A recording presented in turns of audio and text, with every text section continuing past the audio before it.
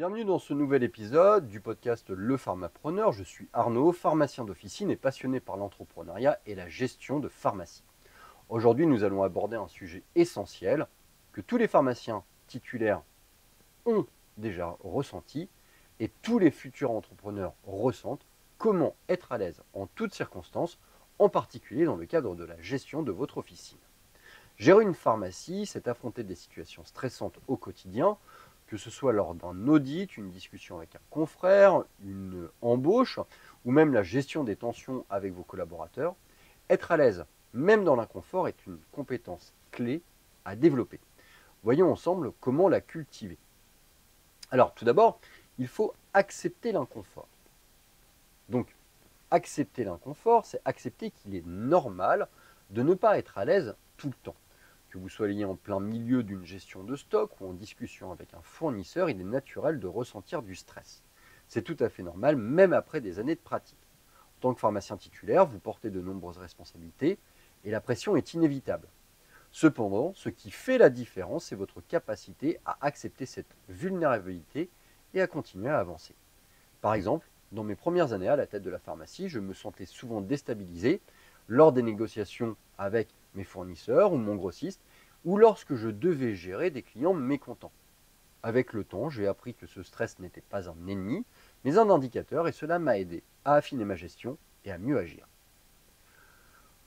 Pensez également à sortir de votre zone de confort. Plus vous allez sortir de votre zone de confort et plus vous serez à l'aise dans des situations inhabituelles. Gérer une pharmacie, c'est un défi quotidien, que ce soit l'adaptation aux évolutions technologiques, à la réglementation qui est en constante mutation ou encore à la gestion des équipes. Prenons l'exemple de la digitalisation des services pharmaceutiques. Au début, l'idée d'installer des bornes de consultation ou de mettre en place une application mobile pour les clients, cela me terrifiait.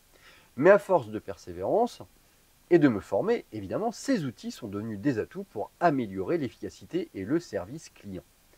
Cette capacité à évoluer dans des environnements nouveaux, voire même inconfortables, renforce non seulement vos compétences en tant que gestionnaire, mais également votre confiance.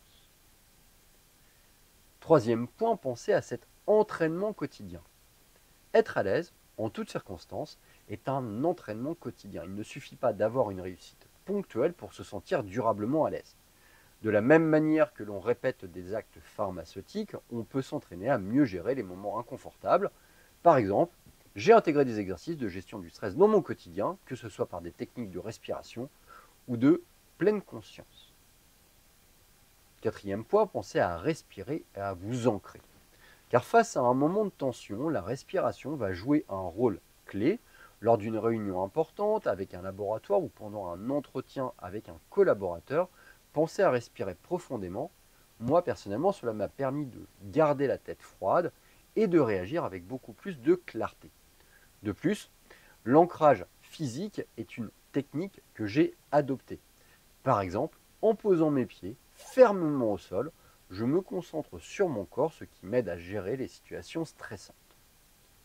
En résumé, être à l'aise en toutes circonstances dans la gestion d'une pharmacie est un processus.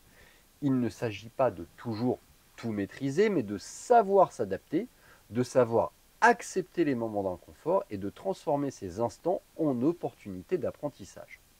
Alors sortez de votre zone de confort, entraînez-vous, respirez profondément et acceptez vos vulnérabilités. Avec ces clés, vous serez capable de gérer votre pharmacie avec assurance, quelles que soient les situations que vous allez rencontrer.